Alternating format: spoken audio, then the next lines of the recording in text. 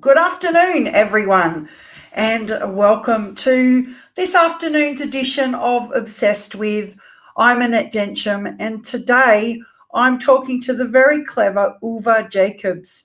Now, Uwe's been in business in terms of full-time property investing for almost 18 years, and he's the founder of Property Friends, and they help people, find solutions to be financially independent, which sounds pretty good to me, retire, which also sounds pretty good to me, or to leave a legacy. Uwe, thank you so much for joining me this afternoon. Thank you for having me, Annette. You're very welcome. So how do you get into the property investing game? Like, what was it that you went, all right, I'm going to give this a go? Well, pretty much like everybody. I grew up as a son of the war generation and got used to the old doctrine of get a good education, work hard, get yourself a good job, and you'll be okay. Now, I did that and spent 25 years in the corporate game.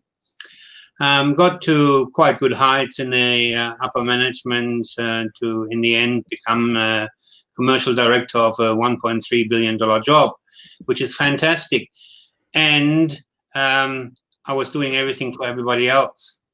So we figured at the time that we needed to have a sort of a second leg, a secondary income to be financially not completely dependent of one thing. And pretty much like everybody, got ourselves a property investment in the neighboring suburb. Had done some research, had done some learning, some studying, which came very befitting, and bought a block of land with a house that we could develop further. So, and that's what we did, and that's how we got started, like everybody else in the neighboring suburb, thinking one house would be good to have. And then maybe two, and maybe three. Well, from there on, it was very, very funny. It's interesting. The old adage applies. When the student is ready, the teacher will appear. We got into a group of property investors under a mentorship. And there goes the first difference, Annette. What's in it for the people that teach you, that train you, that work with you? This guy really did it for the purposes of passing his knowledge on. He's no longer in business. He was a financial planner, an accountant, and a property investor, and a very avid one at that. So we got into monthly meetings and were very freely exchanging ideas of what works, what doesn't, who has got some good resources. You know, the stuff that is very hard to come by when you are not a specialist in the game. And yeah, it's a bit of a minefield, I think. And isn't that one of the hardest things to be doing when you're not really conversant in the field, to select an expert to help you? Like, yep. How do you do that? How do I tell whether you're a good accountant and can help me? So no, the best needle in a haystack, isn't it? Yeah. And the best way that we figured out was by personal referrals. So we met monthly, we exchanged freely ideas, who is a good accountant, who is a good lawyer, why are you buying over there and over there? And I was sharing with the guys that we were going up to Cairns at that time, that was 2003, 2004, to get ourselves a house and land package. And the guy next to me says, oh, look, when you get yourself one, get me one as well. Fair enough. Sounds like he was asking you to get a carton of milk. That's pretty much what I said. I said, look, mate, we're not going. I'm going to spend $200,000, and I laughed it off, you know. But he persisted, and in the end, I said, look, okay, all right, then. I come from big project background. I like big deals more than small deals, simply because the leverage that you have. So I said, okay, on two premises. One, you get what I get. Two, if it doesn't work for you, don't come belly aching to me, because I don't want to hear it, because I got more in the market. I love it. Now, as it turned out, word must have gone around, because when we left 3 weeks later to do our round of buying, there were 3 others that wanted to have help as well. So we effectively had a set of 5.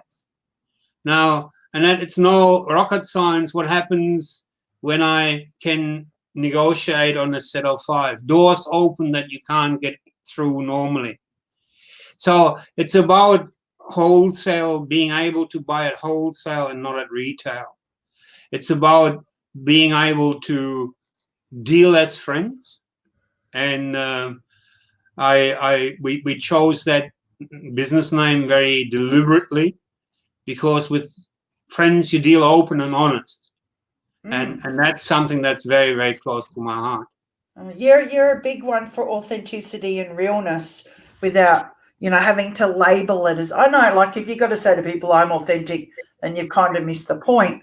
But how do you convey your genuineness to the marketplace? Because as you said, there are a lot of people out there who are experts or gurus or whatever they call themselves, and they might have done, you know, a 6-week course and then, I'm an expert. How do you communicate that to people? Like, how do they work out that you're the real deal? Well, look, I guess we're very fortunate about that. One, this gray hair has a bit of experience. The point about our group, our team, is we've got a client return rate of 76%. So really the word of mouth is the biggest credit that we have. Yes, we've got a lot of street cred, but 94% of our business is coming from referrals, personal referrals. And that, to me, is really, really fun. That speaks a lot. Now, I've got a question from the audience. I'm going to pop it up, you know, because this show, we get people to comment so we can ask their questions. So sure. We've promoted this, and I think a lot of people are interested in property. Sure. We're in a time where, you know, our wealth is being threatened by numerous things. You know, pandemics can do that. So the question is, what do you think of the current recession as an entry point into the property market? So for someone who's like going, okay, maybe it's time to consider this, what's your thoughts on that? Well, look, when I look at what's happening out there, I go with Maslow's hierarchy of needs. And the second one on that hierarchy of needs is shelter. You know, call me a scaredy cat, call me a conservative investor. I rather stay with a bricks and mortar asset than with shares. Now, yep. That's what we've made our life of, and that's fine. So from where I'm sitting, there is a good time to purchase at the moment. As long as you can have a stable income, the interest rates are very, very low, and there is still a good amount of pressure in the market. But that really gets us to a different subject, or very related subject, and that is there needs to be the homework done beforehand. And that really is 3 big points. One, and I seem to run in 3, so I'm not sure why, but it works well for me. It's simple and it's easy. One, where am I at? And that's really the first thing that we need to establish. And that involves things like having my expenses, my income written down, knowing where I'm at. Then what do I owe? What do I own? And I can use fancy terms. I can say, create your balance sheet. Why not keep it simple? What do I owe? What do I own? Then what's my cash flow? So that means only once I've got that, do I know where I'm at. and then we can determine where are we going. And once I've got those two things, then we can have a look at what's the best way of going there. And this is where, forgive me, in my humble opinion, a lot of people start at the wrong foot. They go, I'm going to get myself this, and it's going to be in the next neighboring subject area, without having done the preparatory work to really understand where they are, where they want to go, and what they want to do. Now, do you think a lot of people buy emotionally rather than strategically or logically? Huge. Absolutely. Yeah. We're all emotional creatures. Yeah, I guess we are human beings, aren't we? Like, hello. We make the emotional decision, then we justify it with logic. And that's where I've got to go with Warren Buffett, where I believe he was quoted to be saying high emotion, low intelligence. And that's the last thing that we want to do with property investment, because typically, and I'm sure you agree, it's one of the biggest expenditures, one of the biggest purchases that we do in our life. And you just need to get that right. Sure, time heals all wounds in property. If you sit on it long enough, it will work, and you will not be crushed by it or whatever. But sometimes mistakes take a long time to catch up with, and you don't want to be in that situation. Especially money ones. So look, if buying emotionally is a big mistake when it comes to property investing, what's another, I'm sure you've got two more to keep it to three. What are two more? I've picked up on you, Uwe, I know. What's another two mistakes that people make and that they should be wary of? Because like you said, it's a huge investment. Like what the average home these days is about $500,000. Like that's nothing to be sneezed at. Yeah. Well, the other thing is to do the research both into the area as well as into your team. You know, again, I love these little sayings. It's hard to soar like an eagle when you're surrounded by turkeys.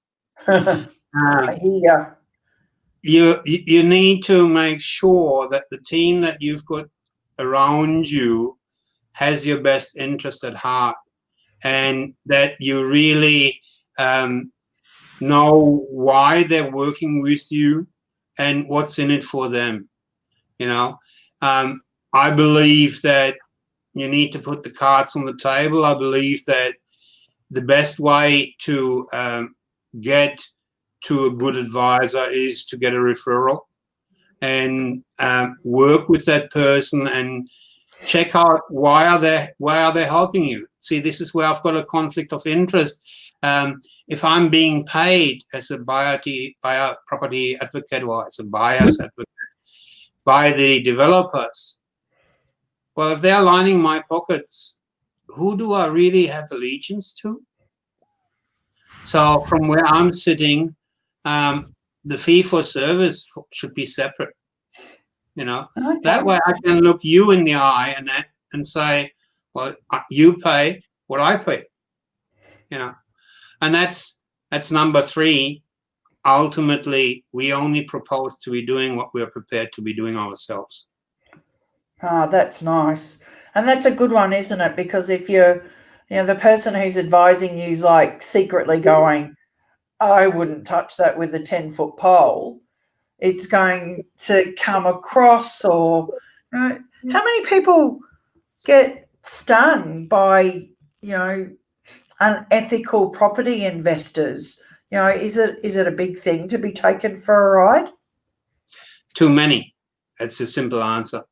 And there are interesting people in the industry.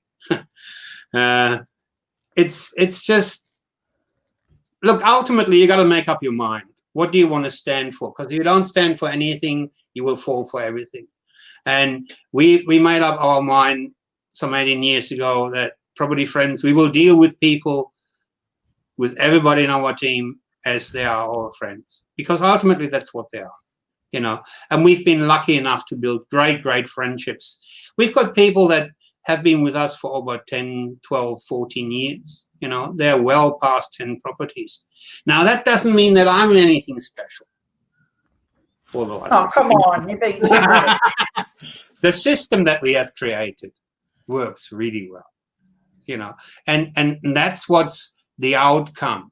That's what creates the relative predictable outcome. So, you know, it's not by accident. It's very purposeful. Now, you mentioned that you migrated from Germany. And where I'm going with this is it prudent to just invest in your own country, or can you spread your portfolio across different places? I know there's different rules in different countries about foreign investment, but should you always just look in your own backyard? Great question, Annette. Well, allow me to say first up that we made Australia our home, and I reckon it's one of the best places to live in the world. So, you know, very happy here. And in regards to investments overseas, and we've done offshore investments, we've done investments in tax havens and that sort of thing. I have two reservations in regards to investment overseas. One is exchange risk. Unless you're in a position where you transfer the funds and leave them in the foreign country and not to repatriate them, you will always have an exchange risk. Now, I don't know about you, but I have no influence on exchange. Now, the other part is the legislative risk. For example, we have looked at American property investments, and I have got great friends that live in America that could help us at the flip of a coin.